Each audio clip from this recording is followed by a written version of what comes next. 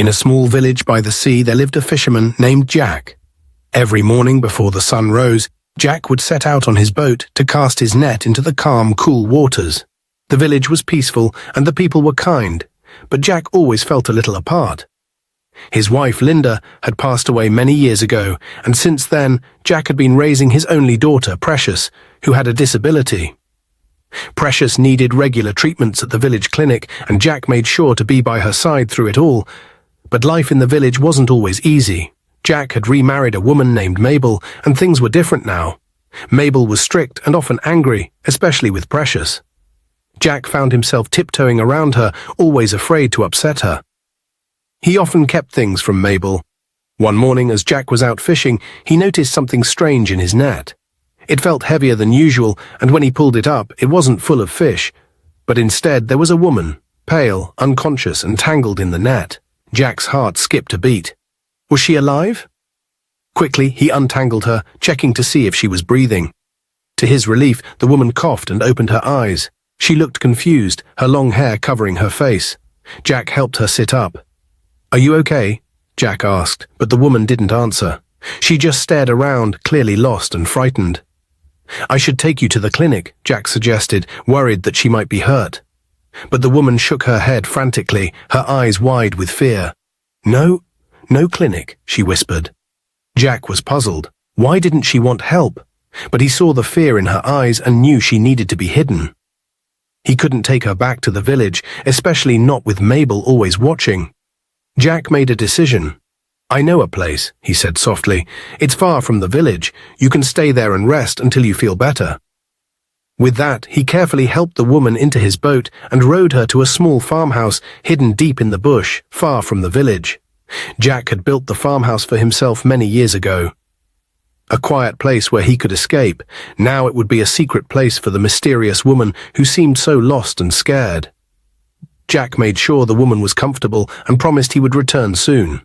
He quickly left the farmhouse and went to pick up his daughter, Precious, from the clinic. Precious, who had a disability, needed regular dialysis treatments, and Jack didn't want to miss a visit. When he arrived home, Precious noticed he was distracted. "Daddy, is something wrong?" she asked, her curious eyes watching him closely. Jack hesitated before answering. "I met someone today. I found her in my net out at sea. She doesn't remember who she is, and she's afraid of people." Precious thought for a moment, then smiled. "Maybe she's like one of the creatures from the stories you always tell me. You know, like a mermaid or a selkie. Maybe she's magical." Jack gave a nervous laugh, though part of him wondered if his daughter might be right. Could the woman be a mermaid? He wasn't sure, but he had to be careful. If Mabel found out about her, he feared she might cause trouble. After Jack took Precious back to the house, he slipped away to the farmhouse. He needed to make sure the woman was okay. When he arrived, the woman was sitting quietly by the fire, staring into the flames. Her eyes were full of sadness, and she looked at Jack as though she recognized him. "Thank you," she whispered softly. "I don't know who I am, but I know you've been kind to me." Jack sat down beside her, his heart softening. "I'll help you, I promise. You can stay here as long as you need." But Jack knew this secret couldn't stay hidden for long.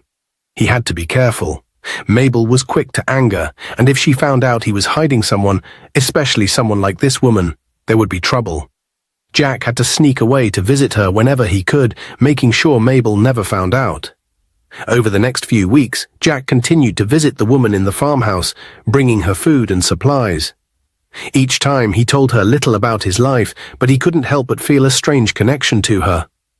Something about her seemed otherworldly, and he began to wonder if she truly might be a mermaid or some magical creature, like Precious had said.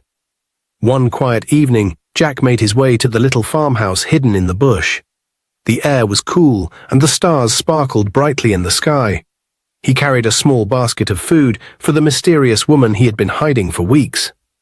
As he opened the door, he found her sitting near the fire, her long hair shining in the light. She looked at him with kind, curious eyes. "You look troubled, Jack," she said softly. Jack sighed deeply and sat down on a stool near her. "I don't know what to do," he admitted. "I don't have enough money for Precious's treatment this week. I've been fishing every day, but the sea has not been kind. The catches are small, and the money barely lasts." The woman tilted her head, her gaze thoughtful. For a moment she was silent, then she spoke, her voice calm and clear. "Don't worry, Jack," she said. "When you go to the sea tomorrow, call my name, Amiri, 3 times. The sea will hear you, and you will have a big catch." Jack blinked in surprise. "Amiri? That's your name?" The woman nodded slowly, her lips curving into a gentle smile. "Yes, my name is Amiri. Trust me, Jack, the sea knows me." Jack wasn't sure what to think. Her words sounded strange, almost magical, but something about her calmness made him believe her. "All right," he said finally, "I will do as you say." The next morning, Jack woke up before the sun, as always. He prepared his fishing gear and headed to the sea. As the waves lapped gently at his boat, he thought about Amiri's words. Could calling her name really help? It sounded impossible, but Jack had nothing to lose. When he reached the middle of the sea, where the water was deep and quiet, Jack stood up in his boat. He took a deep breath and called out, "Amiri." At first, nothing happened. The sea remained still. But then, as Jack prepared to lower his net, the water began to stir. Fish, hundreds of them, suddenly filled the water around his boat. Jack's eyes widened in amazement. He cast his net, and when he pulled it up, it was heavy with fish, more than he had ever caught in one trip. He couldn't believe it. Amiri's words had come true. Jack worked quickly, hauling the fish into his boat until it was almost overflowing. By the time he returned to the shore, the villagers gathered around, staring at his catch in awe. "Jack, this is the biggest catch we've seen in years," one of the men said. Jack sold the fish and earned more money than he had ever made in a single day. He felt a deep sense of relief. He now had enough money to pay for Precious's treatment and even more to take home. When Jack returned to his house, he handed some of the money to his wife, Mabel. "This is for food and anything else we need," he said, hoping she would be pleased. But instead of using the money wisely, Mabel spent it on unnecessary things. She bought new clothes, jewelry, and even some decorations for the house. She didn't buy enough food, and she didn't cook meals for the family. When Jack came home from fishing one evening and asked why there was no food, Mabel was furious. "Why are you complaining, Jack?" she snapped. "You always think you know everything. I can spend the money however I like." Jack tried to stay calm, but he couldn't hold back his frustration. "Mabel, this money is for the family. Precious needs proper food, and we need to save for her treatments. You're not thinking about what's important." But Mabel only rolled her eyes and called him names. "You're just a poor fisherman. What do you know about money? If you think you can do better, then why don't you run the house yourself?" Jack felt hurt but didn't say anything more. He didn't want to fight in front of Precious. Instead, he went to the farmhouse to visit Amiri. Being with her always made him feel calm, like a heavy weight was lifted off his shoulders. When he reached the farmhouse that night, he told Amiri about what had happened. "My wife doesn't understand," he said. "I work so hard, but it feels like it's never enough. And Precious, she deserves better than this." Amiri listened quietly, her eyes full of understanding. "Jack," she said softly, "the sea will always help you, as long as you call my name. But you must also find the strength to stand up for what is right. Your daughter needs you to be strong." Jack nodded, her words sinking deep into his heart. One sunny afternoon, Jack came home from the sea with a wide smile on his face. His boat had been full of fish, and he had sold them all at the market. For the first time in years, Jack felt like he was finally getting ahead in life. He had enough money to take care of Precious's treatments, buy food for the house, and even save a little. As he entered the house, he greeted his daughter with a kiss on the forehead. "How are you today, my angel?" he asked, his voice full of love. Precious smiled back at him. "I'm feeling better, Daddy. Did you have a good day at the sea?" Jack laughed and patted her head. "The sea has been very kind to us, Precious. Things are getting better." But as Jack turned to sit down, his wife Mabel stood in the doorway, watching him with suspicion. Her arms were crossed, and her face was set in a scowl. "Jack," she said, her tone sharp, "what's going on with you these days?" Jack looked up, confused. "What do you mean?" "You've been coming home happy every day," Mabel said, narrowing her eyes. "And you always have money now. Are you seeing someone? Maybe some sugar mummy who's giving you money? Or are you using charms to make your fishing better?" Jack stared at her, shocked by her words. He couldn't believe what he was hearing. "What are you talking about, Mabel? Why would you say such things?" Mabel shrugged and gave him a hard look. "I'm just saying what everyone is thinking. A poor fisherman like you suddenly has so much money. It doesn't make sense." Jack felt his anger rising. He had worked so hard, waking up early every day, calling Amiri's name, and trusting the sea to bless him with good catches. And yet, here was Mabel, accusing him of something ridiculous instead of being grateful. He stood up, his voice shaking with frustration. "Mabel, you are very stupid to say such things. Do you think I enjoy struggling all the time? Do you think I don't want to see my family happy?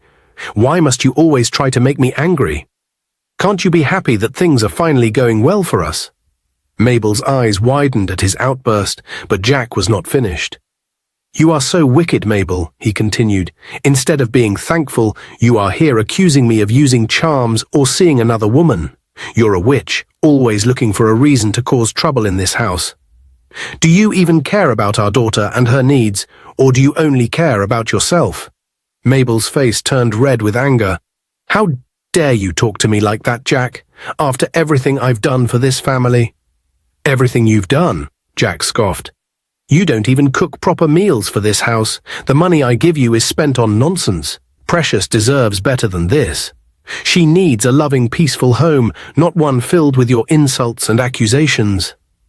Precious, hearing the raised voices, called out from her chair. "Daddy, Mama, please don't fight. It makes me sad." Jack immediately softened at the sound of his daughter's voice. He turned to her, his face filled with regret. "I'm sorry, my angel," he said gently. "I didn't mean to upset you." Mabel, however, was not ready to let the matter go. "You think you're so smart, Jack," she said coldly, "but one day I will find out the truth about where all this money is coming from." Jack didn't reply. He simply walked out of the house, needing to clear his head. He made his way to the farmhouse where Amiri was waiting. When he arrived, she could see the frustration on his face. "What happened, Jack?" Amiri asked softly. Jack sat down with a heavy sigh.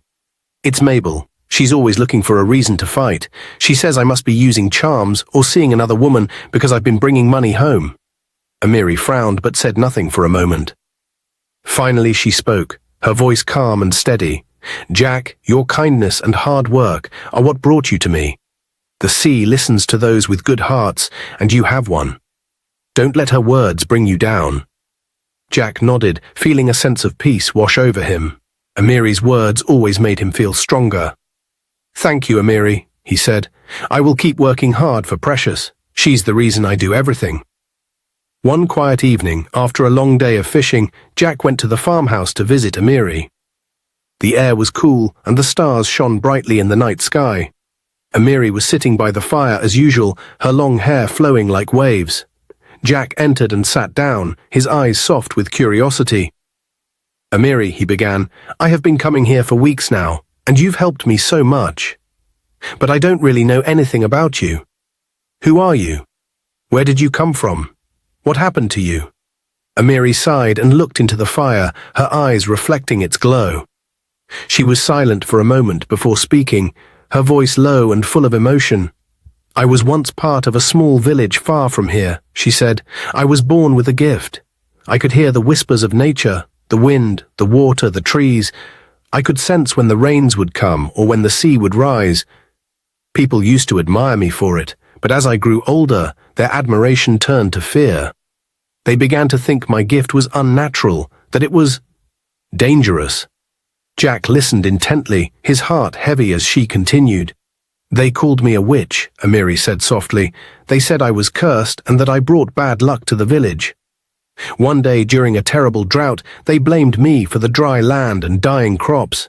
They dragged me to the river and threw me in, saying I must die to cleanse the village." Jack's chest tightened with anger. "That's horrible," he said. "How could they do that to you? You've done nothing but help people." Amiri smiled faintly. "Fear makes people do terrible things, Jack. But the river saved me. It carried me far away, to the place where you found me.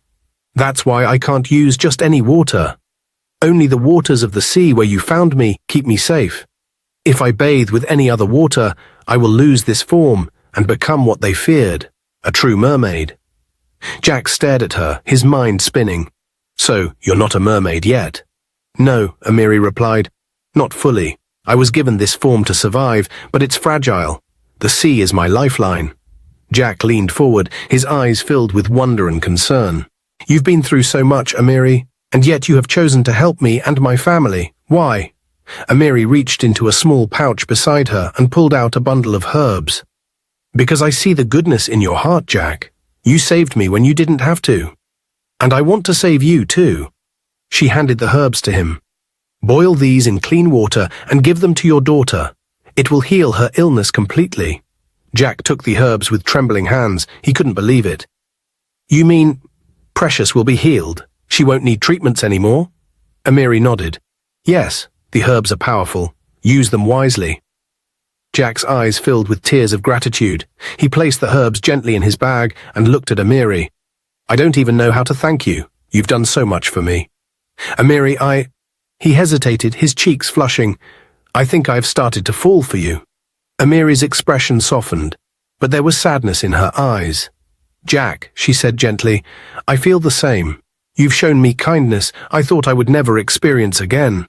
But you are married, and I cannot be the cause of any more pain. We must stay as friends." Jack nodded slowly, though his heart ached. "I understand," he said, "but please know that you mean so much to me. I will always protect you, no matter what." Unknown to them, Mabel had followed Jack that evening. She had been suspicious of his secret trips and decided to find out what he was hiding. She crouched outside the farmhouse, listening to every word. When she heard about Amiri's past, the herbs, and Jack's feelings, her mind raced with anger and jealousy. "So this is the reason for his happiness," Mabel muttered to herself. "That woman is stealing my husband." But Mabel didn't reveal herself. She quietly slipped away and returned home, pretending as if nothing had happened. When Jack came back later that night, Mabel greeted him with a fake smile. "You're late again," she said sweetly, though her tone dripped with hidden anger.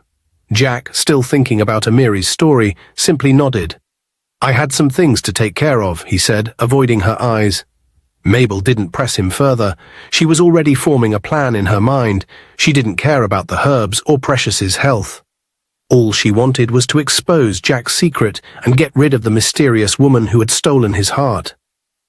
As Jack lay down to sleep that night, he felt a strange unease, though he couldn't explain why. Early in the morning, before the first light of dawn, Mabel woke up with a troubled heart. She couldn't stop thinking about Jack's happiness and the mysterious woman he had been hiding. The jealousy burning inside her wouldn't let her rest. Determined to do something about it, she decided to visit a native doctor for help. The walk to the native doctor's shrine was long and eerie. The thick bush and strange noises made her heart pound. But Mabel pressed on, fueled by anger and jealousy.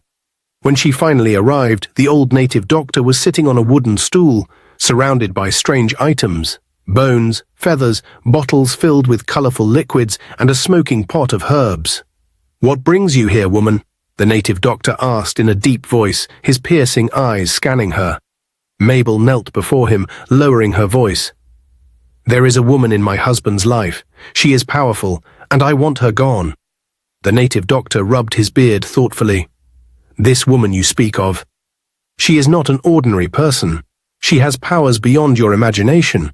If you wish to defeat her, you will need my strongest charms. But be warned, this is not an easy task." "I will do anything," Mabel replied quickly. "Just tell me what I need to do." The native doctor's expression darkened. "First, you will need my protection before you can face her. Without it, her power will destroy you. But this protection comes at a price. I must sleep with you to transfer the power." Mabel's eyes widened in shock. "What? That's not right." "Then leave," the native doctor said coldly, turning away. "You came to me for help. This is the price." Reluctantly, after a long pause, Mabel agreed. She felt disgusted and ashamed, but her jealousy was stronger than her guilt. After they were done, the native doctor gave her a bottle of charms and a special container of water. "This water is very important," he said. "Pour it on her, and it will strip her of her powers. But remember, if your husband kisses this woman before you succeed, the spell will break, and something terrible will happen to you." Mabel nodded, clutching the items tightly. "I understand. I will do as you say." With determination, she made her way to the farmhouse, ready to carry out her plan, but fate had other plans. When Mabel arrived, she stopped in her tracks, shocked by what she saw. Jack was already there, standing close to Amiri. Before she could call out or hide, Jack leaned forward and kissed Amiri gently. Mabel let out a loud scream, dropping the bottle of water and charms. At that moment, the spell broke, and the consequences of her actions hit her immediately. Mabel staggered backward, clutching her eyes. "I can't see! I can't see!" she screamed, falling to the ground. Jack and Amiri turned to her in shock. "Mabel!" Jack shouted, running to her side. "What's happening to you?" Through her tears, Mabel began to confess everything. "It's my fault," she cried. "I went to the native doctor to destroy Amiri. He warned me, but I didn't listen. Now I'm blind." Jack stared at her in disbelief. "Why would you do such a thing, Mabel? Why?" Mabel sobbed harder, the guilt pouring out of her. "Because I was jealous. I thought you didn't love me anymore. I have been so foolish. I have done terrible things, Jack. I have slept with many men in the village, so many that I don't even know who fathered the children I aborted. I was ashamed, so I kept it a secret. I wanted to hurt you the way I felt hurt, but now I have ruined everything." Jack's heart filled with anger and disappointment. He stood up, his face cold and firm. "You've betrayed me, Mabel, and you've put our family in danger with your jealousy and lies. I can't forgive what you've done." He returned home, packed Mabel's belongings, and threw them out of the house. "Leave," he said firmly. "I won't have you in my home anymore. You've brought shame and pain to this family." Mabel begged for mercy, but Jack didn't change his mind. With nowhere to go and no one to turn to, Mabel left, blinded and filled with regret for her actions. Meanwhile, Jack returned to the farmhouse to see Amiri. She looked at him with concern. "Jack, are you all right?" Jack sighed, the weight of everything falling on his shoulders. "I'm fine now," he said, looking at her. "Thanks to you, you've saved me and my family. I don't know how I can ever repay you." Amiri smiled gently. "You've done more for me than you realize, Jack. You gave me hope when I had none." Jack took the herbs Amiri had given him and prepared them for Precious. Within days, her health improved, and she grew stronger. She never fell sick again, and the joy in Jack's heart grew. Months later, after the storm of Mabel's betrayal had passed, Jack and Amiri grew closer. Their friendship turned into love, and Jack knew in his heart that Amiri was the one for him. They got married in a simple ceremony, surrounded by nature and the calm of the sea. Jack, Amiri, and Precious lived happily ever after, their lives filled with love, laughter, and peace. The villagers often whispered about the mysterious woman Jack married, but he didn't care.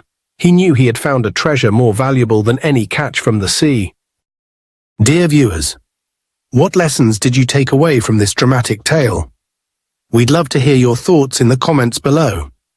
If you enjoyed the story, give us a thumbs up, share it with friends, and hit that subscribe button.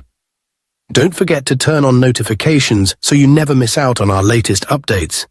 Thanks for watching and stay blessed.